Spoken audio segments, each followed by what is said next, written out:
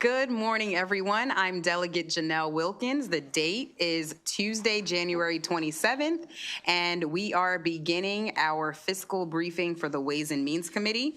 Today, we will be joined by David Romans, the Fiscal and Policy Coordinator for the Department of Legislative Services, and Teresa Tazinski, Principal Policy Analyst at the Department of Legislative Services. We have pushed back our hearings for the day to 2 p.m. So if anyone is tuning in for that, we will be back on for 2 p.m. And we'll go ahead and get started with Mr. Romans taking us through the fiscal briefing. Thank you. Thank you, Madam Chair, members of the committee. Yes, we'll go through the quick look part of our fiscal briefing, which is sort of a high-level overview. Then Teresa is going to talk a little bit about revenues in the economy, and then we're happy to answer whatever questions the committee has. Starting there on that first page, the governor's proposed budget is about $70.7 billion for fiscal 27. It's about a $500 million increase, a little less than 1% over his plan for fiscal 26. It's worth noting that the fiscal 26 plan includes about $3 billion of deficiency appropriations the governor's proposing this session to help cover shortfalls in fiscal 26. You can see general and federal funds are down a little bit, while special funds are up. The special funds are up because of increased blueprint spending as well as transportation trust fund spending. The general and federal funds are down in part because fiscal 26 spending includes money to pay fiscal 25 bills. We closed fiscal 25 and the health department didn't have enough money to pay all of its bills. So those are being paid in 26, which sort of distorts the comparison. The governor met all of the Spending Affordability Committee's goals, and I'll just hit on a couple of the key ones. He left a general fund balance for the end of fiscal 27 of $108 million in his plan, which beat the Spending Affordability Committee goal of $100 million.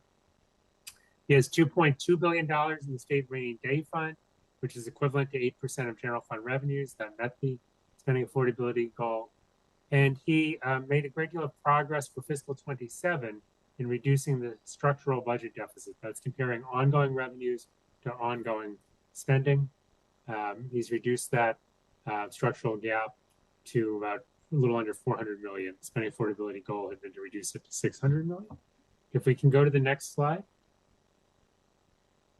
So what this slide shows you is are the items that the governor is proposing that require legislation. All told, there's about $1.5 billion of budget solutions that require legislation. We've highlighted the big ones here. Without these actions, we have a deficit of about $1.4 billion. We've broken them into revenues, transfers, and spending reductions. Under the revenues, you can see there's about $356 million of revenue adjustments. And the largest single item is transferring money from the state's local income tax reserve account to the general fund. The state made a mistake and over-allocated to the local income tax reserve account at the end of fiscal 25. This is correcting that error of over-allocation. The most notable items are the second and fourth under revenues. They relate to decoupling from the One Big Beautiful Bill Act. It has a number of business tax provisions in it, and the governor is proposing to fully decouple from the production property item and to partially decouple from a bonus depreciation item. Combined, those two items would generate about $133 million in the general fund by decoupling. As I'll note later, there are other opportunities to decouple that the governor has chosen not to decouple from. The last thing under revenues I've noted is that a fair amount of transfer tax revenue, about $72 million, is being sent to the general fund. The programs that would normally support their open space and other land programs are being funded with bonds instead. Under the transfers, the biggest transfer is $259 million from the Strategic Energy Investment Fund, or SEIF. As I'll discuss later, the governor is also making a number of investments or enhancements, if you will, from the SEIF fund, as we have a large fund balance in SEIF. The other notable transfer is the Fiscal Responsibility Fund. This received some of our sort of revenue overattainment from capital gains at the end of fiscal 25. By statute, some of it goes into the Fiscal Responsibility Fund. Normally, this money would be used for capital budget projects. Instead, the governor is using it to balance the budget. Under spending reductions is nearly 600 million of reductions. The lion's share is 450 million for cutting the appropriation to the rainy day fund. Because we had a significant surplus at the end of fiscal 25, statute requires the governor to appropriate an amount essentially equivalent to that surplus into the rainy day fund. He's choosing not to do that since he already has 2.2 billion in the rainy day fund. A couple of other cuts of note that affect local governments. The governor is choosing to have local governments cover 50% of the increase in retirement costs that the state would normally cover. That's for K through 12 teachers, for librarians, and for community college employees. So all told, that's about a 39 million cost shift to local governments. This is on top of about 100 million cost shift for the same reasons last session. The other notable reductions in local aid or the disparity grant is level funded at the fiscal 26 formula level. It was supposed to grow by $27 million. That cut has a significant impact on a couple of counties. Prince George's County loses 17.5 million as a result of that cut, and Allegheny County loses about 6 million. The rest is kind of a spread among counties on the Eastern Shore, and I believe Garrett County as well. The other local aid cut is 21 million of savings from slowing the growth in the community college formula. The formula does grow by about 11 million. The savings are achieved by capping the growth that any individual community college can get at 3%. And that is a multi-year proposal. Would continue, I think, through fiscal 29. So those are the major reductions. We can go to the next slide, please. All right, so now I just wanted to kind of turn to the longer term budget outlook as a result of the governor's budget. This is the structural budget outlook. So it's, just ongoing revenues versus ongoing spending. It ignores fund balance transfers and one-time expenditures. The bars show you the structural outlook under the governor's proposed budget. The dotted line is the Legislative Services presentation to the Spending Affordability Committee back in December. And as you'd expect, the governor's made substantial progress in fiscal 27, going from about a 1.2 billion shortfall to about 400 million. And he also made a little bit of progress in fiscal 28. Further out, though, you can see we continue to have a substantial budget challenge ahead, growing to almost over $4 billion by 2031. So while the budget for fiscal 27 is in pretty good shape, you'll have some significant challenges in the next term. We can go to the next slide, please. So the next couple of pages, I want to just talk about, well, how did the governor solve the deficit that was projected back in December? DLS was projecting a 1.6 billion cash deficit. And as you can see in the pie chart, 3/4 of the solution is spending reductions. And if we can go to the next slide, I want to talk a little bit more about, well, where are those spending reductions? So what this chart is doing is it's comparing the Legislative Services forecast back in December to what the governor did, and it's sort of highlighting the surprises, if you will. So starting on the left, the biggest set of surprises was the Budget Reconciliation Financing Act cuts of the 593 million. The governor also saved about 345 million simply by finding federal funds and various special funds that could be used instead of general funds for various costs. I think of greatest note are a couple of items. The third item from the left, the Medicaid behavioral health, $171 million. The administration has a much more optimistic forecast about growth in behavioral health costs slowing in fiscal 27. We thought they would grow quite a bit more back in December. So we have some concerns that they've underfunded behavioral health, but we will be taking a deeper dive into that as we work with the Appropriations Committee and doing a budget analysis of behavioral health. A couple of lines further along is the 150 million reduction of note related to the Developmental Disabilities Administration. The governor's proposed the 150 million of cost containment. Many of the items were similar to what was proposed last session. Two other things I just want to note here. There's no money in the budget for provider rate increases for health and human services providers. That saves about $86 million. Interestingly, though, there is money in the budget for employee COLA of 1.5%. Usually you see the COLA and the health insurance, or I'm sorry, and the provider rate increases, move in sort of the similar magnitudes and directions. On the far right of the chart, you can see there's also some areas where there's more spending than we were forecasting back in December. The judiciary came in higher at 30 million. Employee health insurance costs are growing rapidly. Overall expenses are growing about 9% in fiscal 27. And then there's almost 270 million of what we're calling initiatives and enhancements. If we can turn to the next slide, I highlight those. The biggest item here, 42 million, is an adjustment to the employee pay scale. It's in addition to the 1.5% COLA. This essentially results in slightly larger longevity increases for employees as they move through the state pay scale.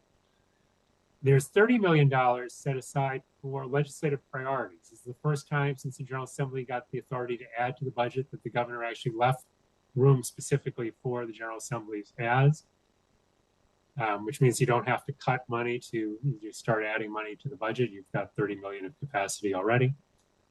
There's $30 million for the Department of Public Safety for emergency facility maintenance.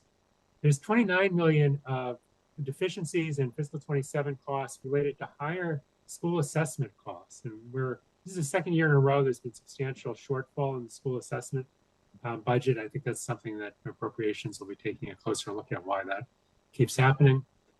And then there's a number of economic development related grants. A grant to IonQ, which is opening a new headquarters in Maryland, which receives about $20 million this year. They received $10 million last year. The Sunny Day Fund, which is a sort of a flexible fund that the governor can use for business attraction purposes, gets 16 million. There was a similar amount, 16 million, put into that fund last year. None of the money that was put in last year has been used to date. The Enough Act gets 15 million to grow to a little bit over 30 million of spending. And the governor back in November announced an agreement with AstraZeneca, which is going to expand a facility in Frederick and open a new facility in Gaithersburg over the next few years.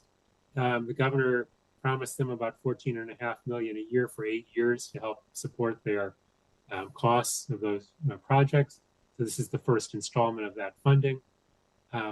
Just one other item I will note, Allegheny County receives 12 million for infrastructure repairs. And this relates to the flooding that occurred there in 2025 that FEMA denied the state's request and the county's request for funding. As you can see, there's another number of other smaller enhancements, and I would submit that we have probably not identified all of the enhancements in the budget, but this was our kind of first take as we absorb the budget. Let's go to the next slide, please. All right, so I wanted to talk about a few other topics here. So as I mentioned earlier, the Strategic Energy Investment Fund has a significant surplus. We've seen the revenues go to that fund surge over the last couple of years. You may recall that last session, the General Assembly authorized 200 million of that surplus money to be used for ratepayer relief. So what the governor is proposing to do with the surplus is sort of broken out in that chart. About 333 million that's being used for budget relief. So that's transfers to the general fund, some use of money for capital projects, and some fund swaps in various agencies to cover agency operating costs that are CEF-related activities.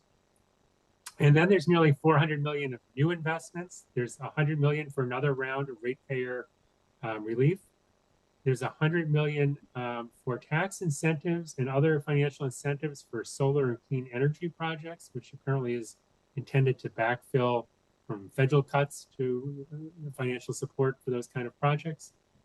There's 42 million that's set aside for to refocus higher education research activities in the state. The money is going to go 25 million to the University System of Maryland for its research centers, 8.5 million to Morgan State University, 8.5 million to Johns Hopkins University.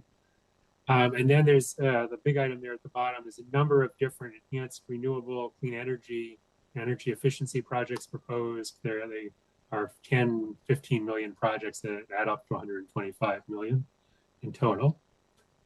The first bullet under that chart talks about K-12 education. Education aid grows in this budget by 359 million, or almost 4%. That includes 228 million, which is essentially a discretionary decision by the governor to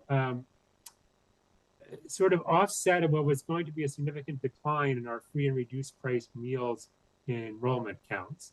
Under state law, schools that were participating in the community eligibility provision had for many years essentially had a hold harmless, and that sunsetted at the end of fiscal 26. And as a result of that, our farms counts for those schools were going to drop by about 33,000 students. The governor is choosing to assume that that hold harmless remains in place, and I believe there is legislation being introduced that will actually do that. And he, as a result, allocates an additional 228 million through compensatory education formulas and the concentration of poverty grants.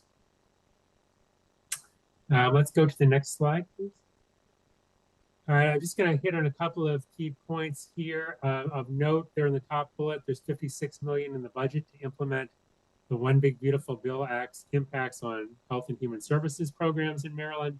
The bulk of that money is because our share of administrative costs for SNAP have gone from 50% to 75%. This was kind of a universal change across the country that the bill made. So this is our share is about 43 million.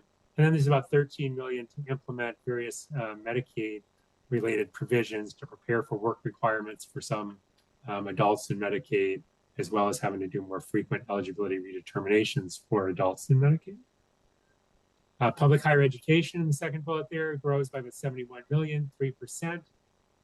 I think the only other thing I really want to talk about on this page that I haven't covered is the capital budget, about 5 bullets down, has $1.75 billion of general obligation bonds, which was the level that was expected.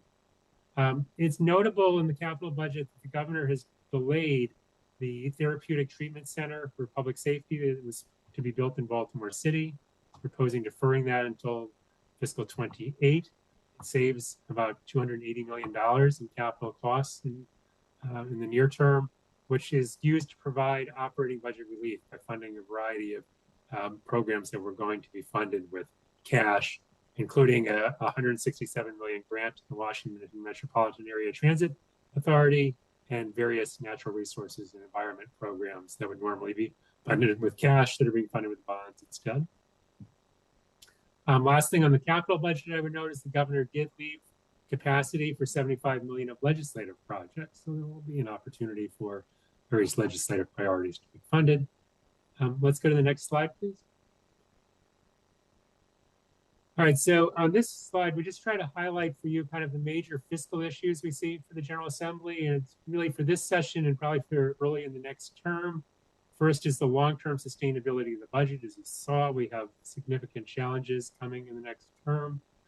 Second concern, and Teresa will talk about this a little bit more in a moment, is we can remain concerned about the impact of federal policy changes, both on our workforce and any potential for any further federal cuts, but also in terms of federal cuts to grants to state and local governments. So that remains a risk to our state revenues and economy, both this year and in the coming years. The next issue is the decoupling issue from the One Big Beautiful Bill Act. As I mentioned, the governor has decoupled from or proposed decoupling from a couple of provisions.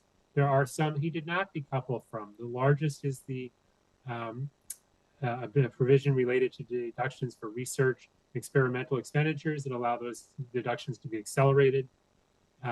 If we were to decouple, that would generate about 100 million of revenue. And then there was a opportunity to decouple from a business interest expense provision that the governor is choosing not to, that would generate about 28 million of revenue for the state. So I think for your committee and for the General Assembly as a whole, just considering which of these provisions to decouple with will be a significant issue for the session. As I mentioned before, we're also concerned about behavioral health funding and whether that's been adequately funded. Just two last things to note here. The Department of Office of Legislative Audits at the end of fiscal 25 did a closeout audit that was released in December. And one of the most notable concerns in the audit was that the Department of Transportation had charged about 1.4 billion of costs for capital projects mainly to the federal government. But there wasn't necessarily evidence that there was any certainty that we were going to actually receive that 1.4 billion of federal funds. I think it is likely that a substantial portion of that money will, in fact, eventually be covered from the federal government. However, there is certainly a risk that some portion of it will not be recovered from the federal government, and that could adversely impact the Transportation Trust Fund and some of the planned projects going forward. I think that, again, that's going to be something I would expect the budget committees to spend quite a bit of time focused on. The final issue I would note is the last bullet there, which is that the Child Victims Act remains sort of out there. There have been about 12,000 claims filed against the state. Theoretically, each of those claims could receive a settlement or a payment of up to $890,000. That obviously is a potential liability that's enormous. And there's nothing in this budget or in any sort of out-year budget plan that sets aside money to deal with that potential liability. So that's sort of a challenge on top of the already difficult structural budget outlook that I talked about. If we turn to the next slide, last slide that I want to talk to you about is related to the Blueprint Fund and just updating you on kind of where we are in rolling that out and how we're paying for it. So the stacked bars add up to the implementation costs each year from fiscal 25 through the forecast for 2031. The blue bar part is the ongoing revenues that go to the Blueprint Fund. They get sales tax revenues, they get sports gaming revenues, they get quite a few dollars from casino revenues. And you can see that those blue bars are fairly stable throughout this period shown. And in fiscal 25 and even in 26, they cover a substantial portion of the costs of Blueprint implementation. The blue part of the bars shows you the use of Blueprint fund balance. The state, in good times a few years ago, put a lot of money into the Blueprint fund, knowing that we had all these implementation costs coming. And that has helped us to fund the costs in fiscal 25 and 26, and will again in 27.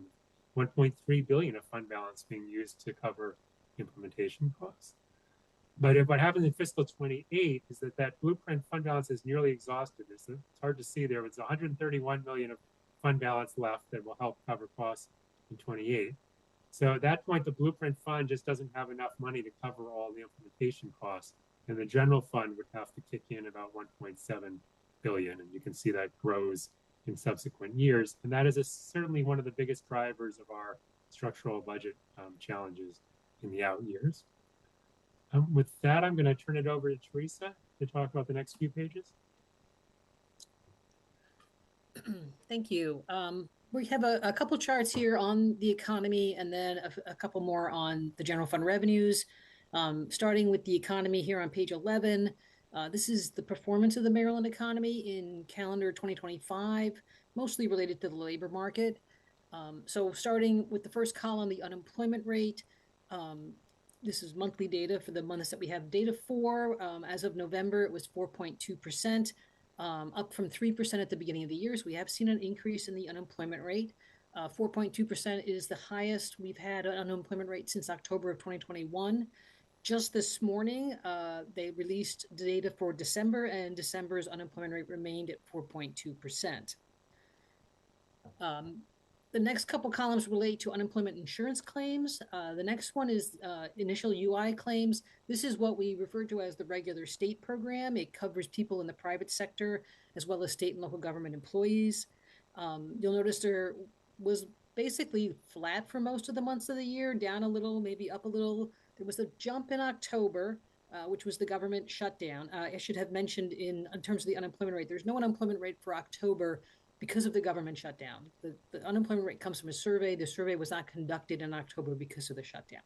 But there was a jump in the unemployment insurance claims, the initial claims. These would have been people who work for private companies that were unable to work because of the government shutdown. Obviously, there are a lot of private sector contractors for the federal government, and that's why that jumped. But then, of course, the next couple months, you see, once again, it's down below the prior year. And for the whole year, the year as a whole, there has not been really a substantial increase in initial claims for unemployment insurance, suggesting that there have not been really widespread private sector layoffs in the state in 2025. The next column is continuing claims. These are people who are collecting unemployment insurance for several weeks in a row, week after week after week. So it's kind of somewhat of a measure of people who are unemployed and on unemployment insurance. That has increased over the course of the year. You can see that's up for the whole year on average by 13.4% compared to 2024. So this suggests that although we haven't seen a significant increase in layoffs, we have seen people who maybe have lost their job having more trouble finding a new job and therefore staying on unemployment insurance longer. The next column is the initial claims for the federal program. Federal government employees are covered by their own separate unemployment insurance program. Here I'm just showing the level because the percent changes are quite large compared to 2024. Obviously, there's been a big reduction in federal employment. So it was a little bit elevated at the beginning of the year. This was probably those people who were probationary workers who were let go very quickly into the new presidential term. There also was a substantial jump again in the month of October during the government shutdown, and then that has come down since then. I will point out that for people who took that deferred resignation offer, if you recall back at the beginning of the 2025, federal employees were given an option to choose a deferred resignation where they would continue to be paid through the month of September. So those people were on federal payrolls through September. Those people would not be eligible for unemployment insurance because they would be considered to have left their job voluntarily. You really have to be laid off to be able to claim unemployment insurance. There's also some data here on the vehicle sales market, which has basically been flat for the year, and the residential real estate market, where we've seen a decline in existing home sales, but a small increase in the median home price. So turning to the next page, I'm going to focus on the federal government because that's obviously the big story of 2025.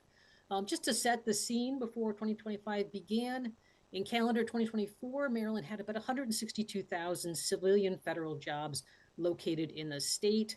Our neighbors, Virginia and the district, each also had about 193,000 jobs. And obviously, there's a lot of people who commute between those three jurisdictions in the DC metro area.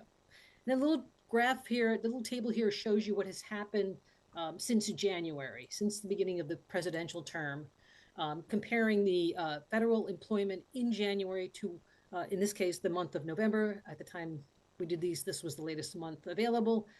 For both Maryland, DC, Virginia, as well as the US. Maryland has lost about 25,000 federal jobs between January and November, a decline of 15.3%. We do rank, we do have the largest percentage decline amongst all the states. Virginia and Virginia and the District of Columbia have each lost around 24,000 jobs. They come in at number 49 and 50. So in total, the three states have lost 72,200 jobs, accounting for about 26% of the total U.S. decline.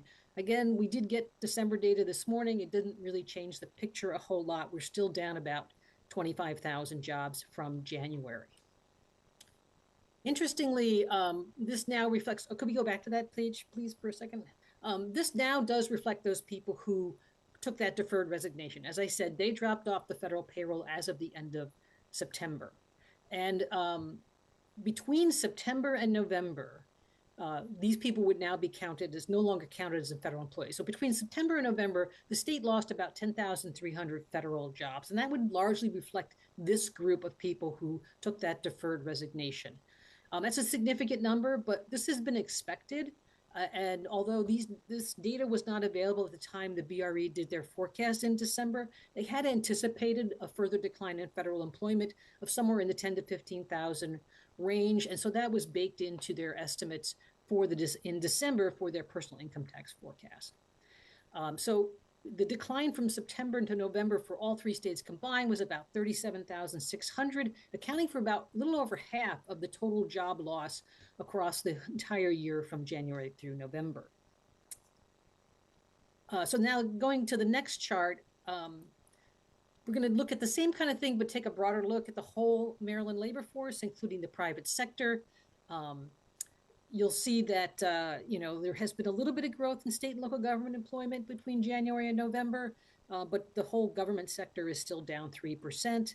In the private sector decline is about 3,200 jobs, or 0.1%. Maryland ranks 46th among the states in terms of that decline. The number one state for the decline, of course, is the District of Columbia. Not surprisingly, they're down 1.2%. Growth has kind of been limited to just a few industries. Healthcare is up. That's a very large industry. Also, education services, as well as leisure and hospitality. That means things like hotels, as well as restaurants and bars. And construction is up. And basically all the other industries are down. In some cases, substantial. You'll see transportation, warehousing, and utilities is down 5%. In other cases, just a small decline. I will say that this is, when we got the December data today, it did improve the picture a little bit for the private sector. As of December, the private sector is down 2,400 jobs instead of the 3,200 you see there. This pattern of very weak private sector job growth is not unique to Maryland or even unique to the DC, Maryland, Virginia region. The US labor market has seen something similar. US private sector employment was up just 0.5% in 2025. That's very low for nationwide private sector job growth. Total US employment was up just 0.3%. Normally, you would not see growth rates that low outside of either heading into a recession or having just come out of a recession. The one place you would see this weakness in the labor market show up first would be in income tax withholding, the withholding from people's paycheck that goes into the personal income tax. That grew very strongly in calendar 2024. It was up 6.2%. And in 2025, calendar year, meaning January through December, personal income tax withholding did slow to 4.3%.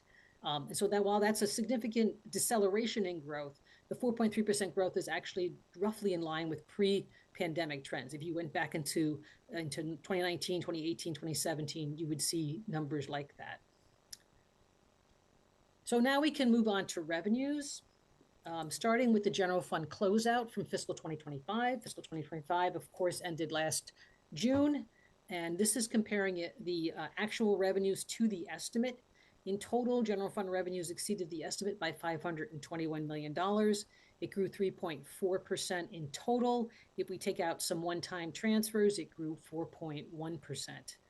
The overattainment was driven by the personal income tax, which was over the estimate by $264 million. As I mentioned, calendar year personal income tax withholding grew very strongly, and that was a significant contributor to the overattainment. But also, we did get a substantial overattainment in final payments with returns. These would have been payments for tax year 2024, coming in above estimate, likely driven by strong growth in various kinds of non-wage income like capital gains. The corporate income tax was below the estimate. This is the first time in quite a while that we've underattained on the corporate income tax. Net receipts fell 0.4% versus an estimate of growth of 2.2%. There was an increase between 2024 and 2025 in the share of the corporate income tax going to the Transportation Trust Fund from 20% to 21%. The sales tax exceeded the estimate by $72 million. It grew 2.6%. It was almost twice as fast as had been expected. There seemed to have been some very strong growth, not just in Maryland, but across the whole country. People going out and buying, in particular, durable goods early in 2025 in order to get ahead of tariffs.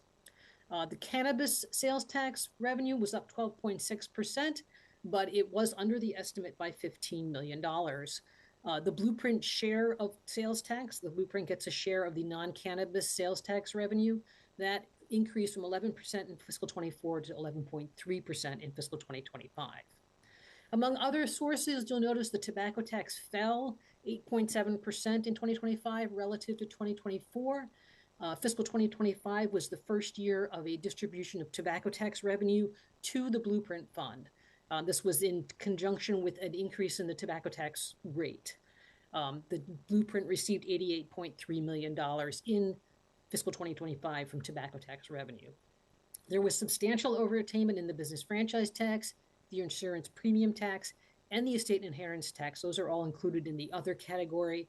But the real big part of the other category was a substantial overattainment in unclaimed property, which came in at $270 million in fiscal 2025, which is way above the long-term historical average of $100 to $125 million.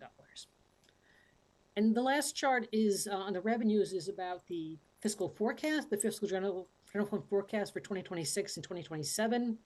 This chart, as you probably know, the BRE put out a forecast in December. That is the forecast that is the governor used to submit the budget on. And this is comparing that to their previous forecast in September. In total, the change was fairly small for both fiscal 26 and 27. Fiscal 26 was revised up by $91 million and fiscal 27 by $9 million. These changes were mostly to align the estimate with recent year-to-date performance in fiscal 2026. The BRE's assumption about the economy was largely unchanged from their September forecast, although they did revise up their estimate of capital gains income because of the strong growth of the stock market in 2025. The personal income tax was revised up by $78.6 million in fiscal 26 and $110 million in fiscal 2027. Some of this is related to that upward revision in the capital gains forecast, but some of it was also a technical change. The BRE always forecasts total personal income tax for both state and local governments. That's how we collect the data. That's how we collect the revenue, and that's what they forecast. And then they have to split the revenue estimate between the state and the local. That's more art than science, and they always make some adjustments in December. We now have tax year data, full return data for tax year 24. They made some other methodological changes that affected that. So that contributed to the growth in the general fund by adjusting that share that went to the local governments. Both the the corporate income tax and the sales tax were revised down. Again, this is mostly due to year-to-date performance falling behind the estimate from September. There were substantial upward revisions in the other revenues. This was driven particularly by very strong growth in the estate inheritance tax, as well as interest earnings. The estate inheritance tax is quite volatile. It's very dependent on a small number of returns. So the BRE did not carry that forward, or only a portion of that was carried forward into fiscal 2027. The upward revision to the interest earnings was actually not carried forward at all. They did not change their estimate for interest earnings in fiscal 2027. There also was a small increase in the lottery estimate in fiscal 26 of $11 million. This was really a technical change related to revisions in some of the special fund distributions. And the full list of special fund distributions out of the lottery, and it's quite extensive at this point, is in Appendix 6 on page 50, if anyone is interested.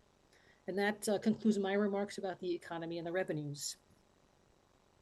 Madam Chair, that covers the topics we were going to try to cover today with the committee. We're happy to answer any questions, and there's a voluminous document, so we may have to present some other charts if you have questions on certain topics, but however you'd like to proceed. Thank you. Thank you so much, both of you, for the thorough presentation, as always. Looking around for questions, and I see Hornberger. Go ahead, Delegate Hornberger. Thank you, Madam Chair, and thank you for that presentation. Every year, greatly appreciate it, and all your efforts to make these forecasts and then also follow up with the governor's proposed budget.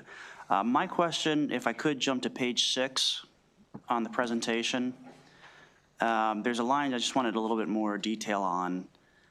These are the return audit findings, and I think you've got that earmarked as $5 million. Could you just kind of explain what exactly those refer to?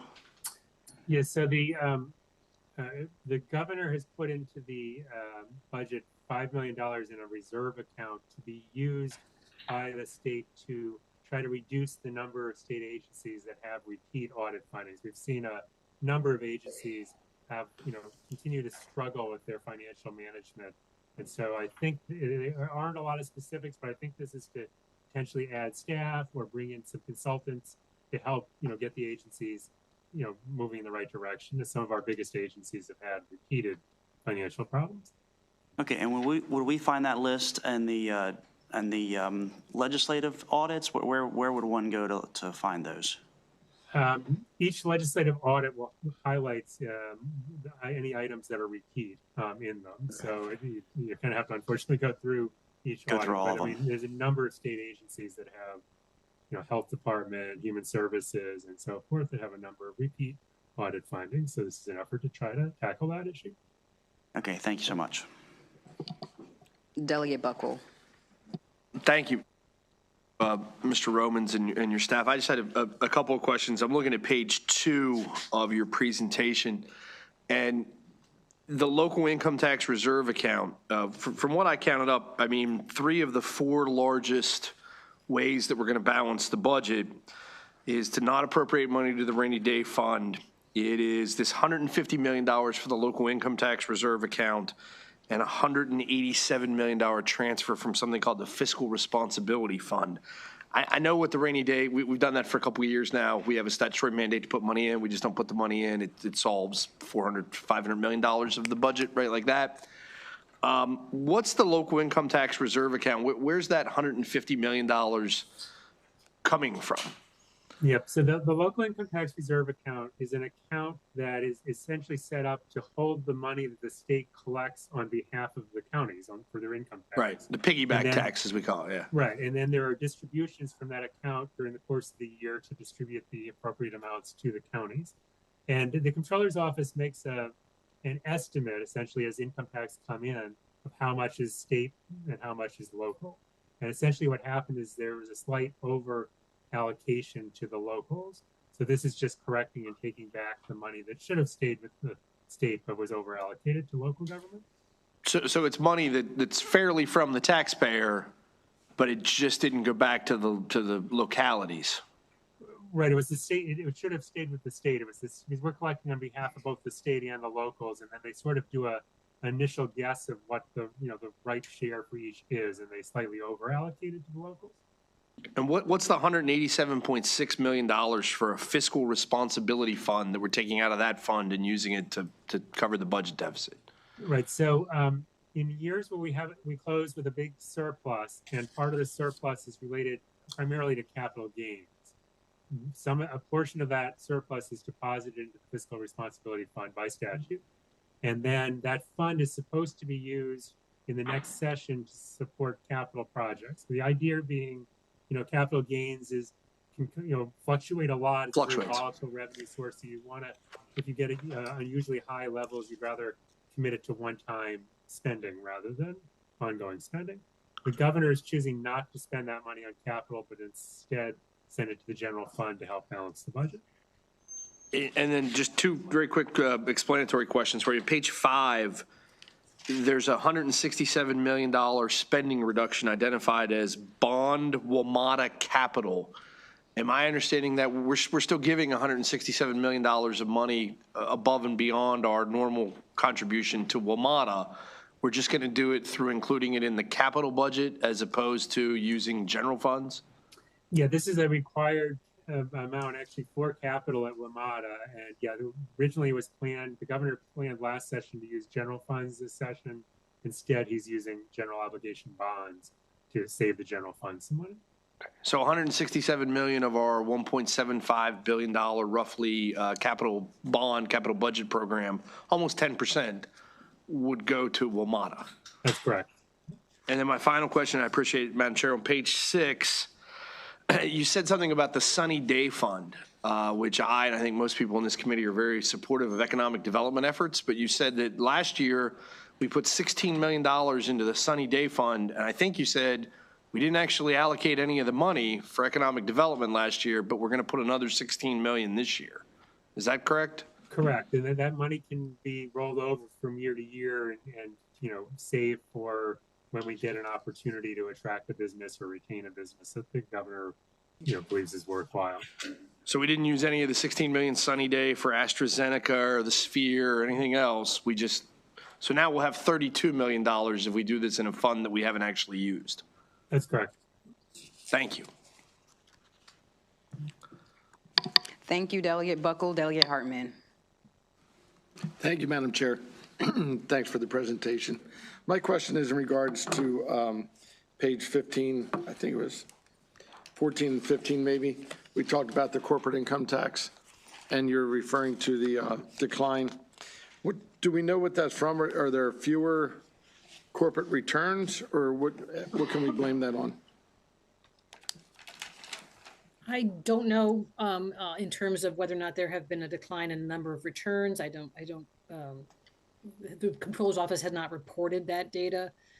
We've had very strong growth in the corporate income tax over a number of years. In some ways, seeing it step back a bit is not surprising. It really had grown substantially in a way that was not probably sustainable.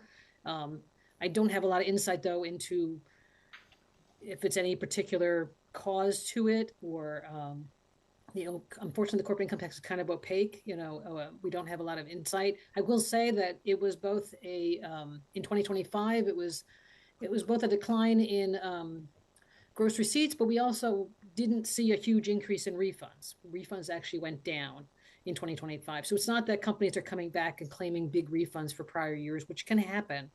It seems to relate more to ongoing profitability, which is what you would expect if you saw gross receipts to decline. So I think it's a hard tax to forecast, and so the BRE has decided to be pretty cautious about it in terms of not expecting to go back to the kind of strong growth we were seeing in the last 4 or 5 years.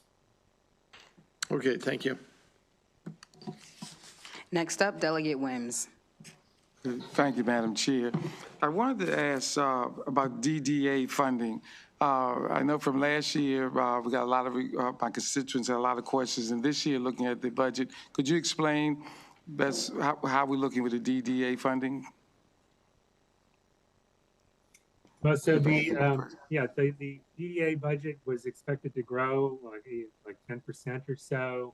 It's been growing very rapidly in recent years. And so much like last session, the governor has again proposed significant cost containment totaling $150 million in general funds. It's really in total funds, $300 million. There's various actions that would reduce the amount that are paid to providers for providing services. Okay, thank you. Thank you, Madam Chair. Thank you, Delegate. Delegate Miller. Thank you, Madam Chair, and thank you for bringing the briefing. I appreciate it. I had a couple questions. One, when we were talking about, as Delegate Buckle was talking about the Sunny Day Fund, I wanted to talk about the Rainy Day Fund a little bit, and what does DLS actually constitute a rainy day expense, or a forecast? How much should we normally be putting in the Rainy Day Fund? Because it seems like we're taking all of it out. There's absolutely no appropriation for it. And some of the things that were mentioned where we should be saving money for, particularly the 12,000 claims with the Child Victims Act, particularly what happened in Allegheny County. I mean, what does constitute a rainy day situation then? Or is it more just recession based?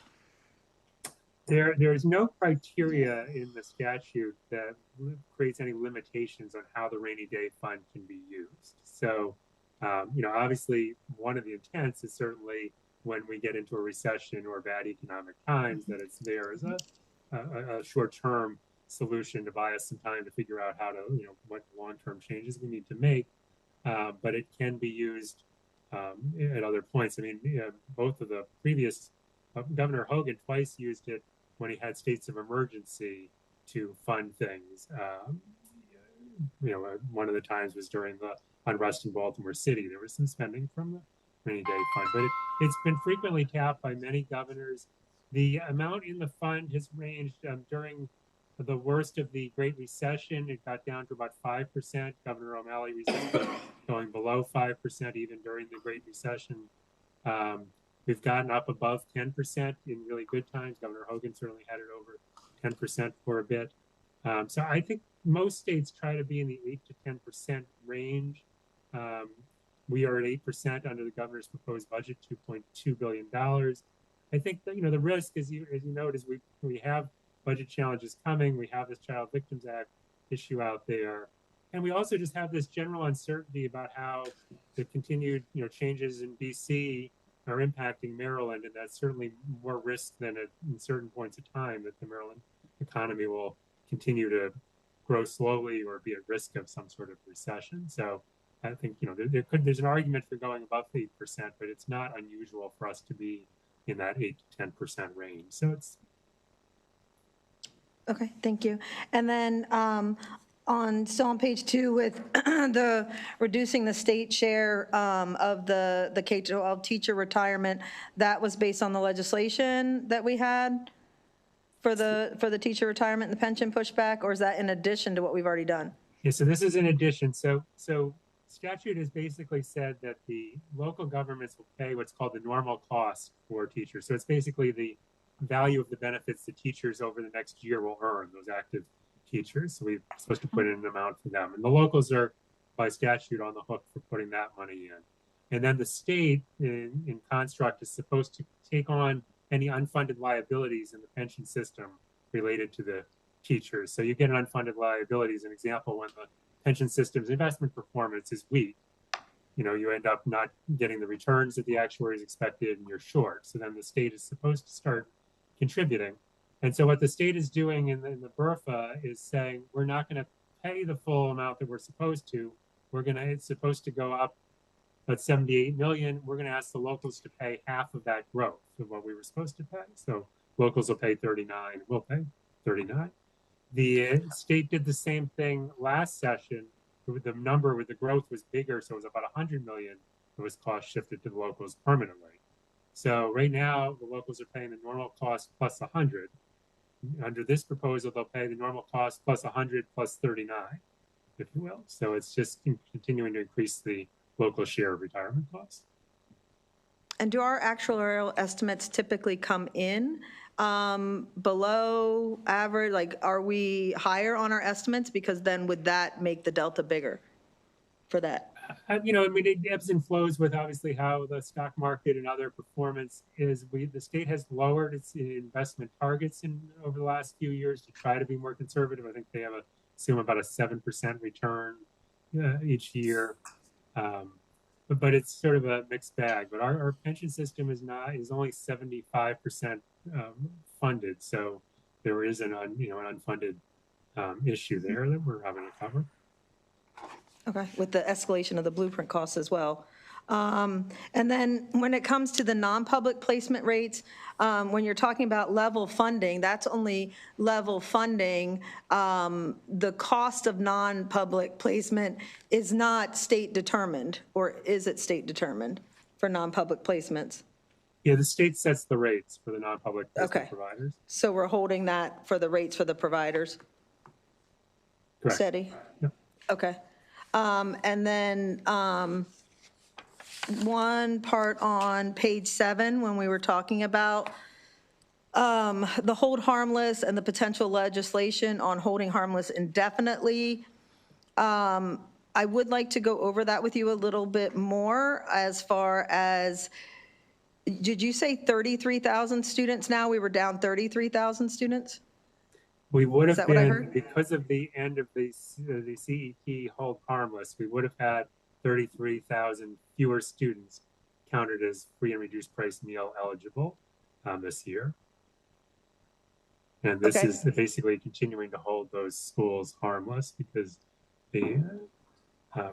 otherwise they would have these significant drops. Do you have a projection of how that has been, like, year to year from a certain, like, from 2023 to now, as far as where the levels of students have been? So free and reduced price meal student counts surged kind of post-COVID. Now, one of the reasons it wasn't so much COVID related was that part of the blueprint legislation had been that they wanted us to match the school enrollment counts against Medicaid enrollment counts. And that led to identification of many more children who were income eligible to be free and reduced price meals. So we saw a really big jump, tens of thousands of students very quickly. So that at that point, I think more than half the students in the public schools were deemed free and reduced price meal eligible. Since then, it's been quite stable the last couple of years. But state statute removed the sort of hold harmless for the CEP schools starting with fiscal 27. And that's what's caused this 33,000 or so student drop in the farms counts. For those who are interested, page 33 of the document shows by county where those 33,000 students are located. Okay, thank you. And then my last question is on the part about the focus on renewables as far as the new investments on the same page.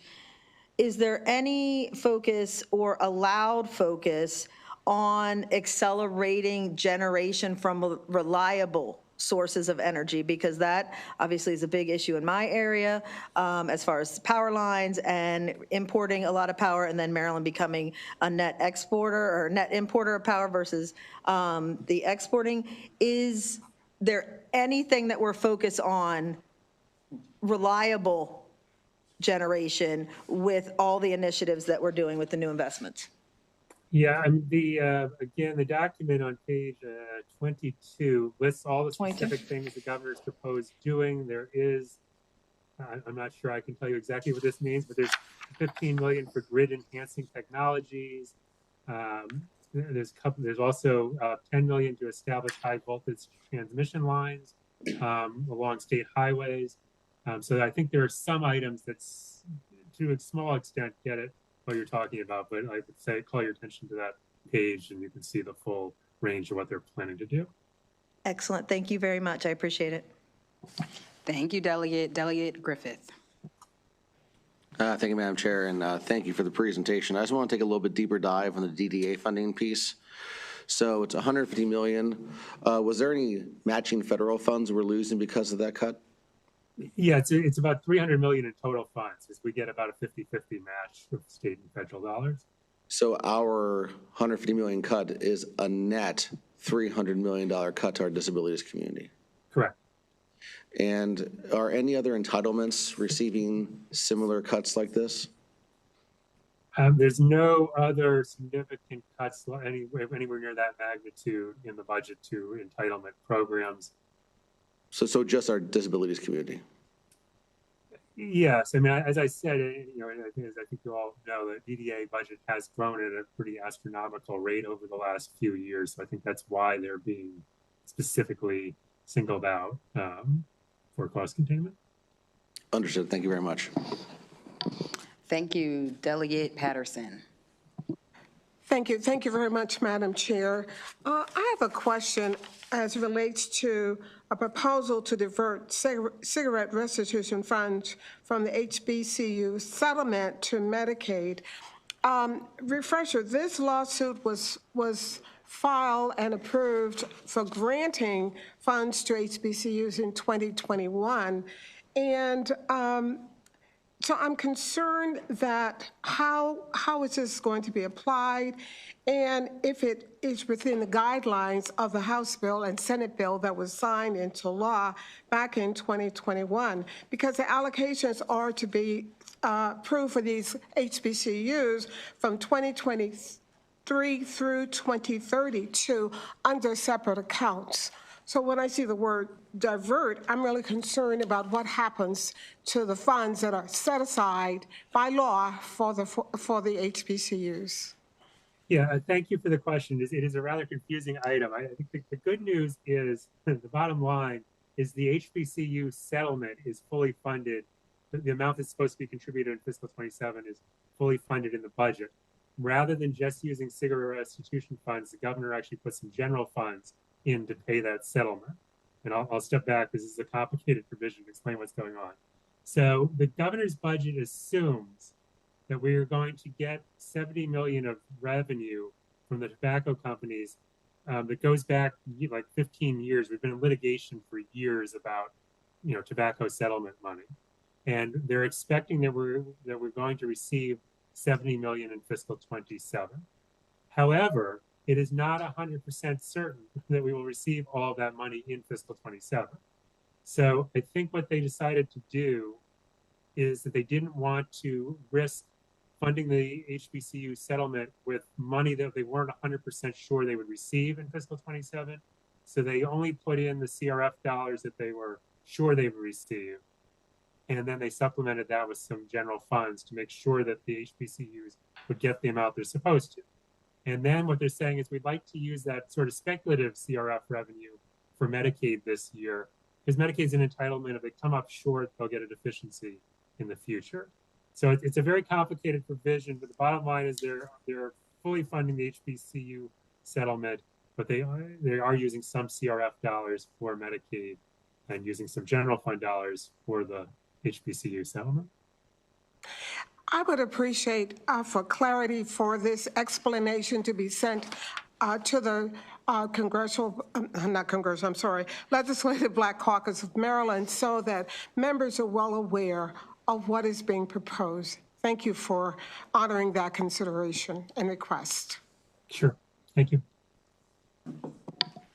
Following up on that, Mr. Romans, a quick question. We used to previously, the governor graciously put in about extra $5 million specifically for University of Maryland Eastern Shore, recognizing its historical agricultural designation and previous underfunding. And just wanted to see in the budget, and you can feel free to follow up with me afterwards if you don't know off the top of your head. I wanted to make sure that that is included in this budget, that additional $5 million. I will follow up. I want to confirm that it is before I answer. Okay, no problem. Thank you so much. All right. Not seeing any additional questions. Thank you, colleagues, for the great discussion today. Thank you so much to Mr. Romans and Teresa for their thorough presentations.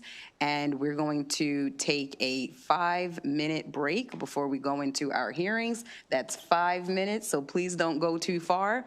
And we will get into our legislative hearings for the day. Thank you again for your time, and we'll see everyone again shortly. Thank you.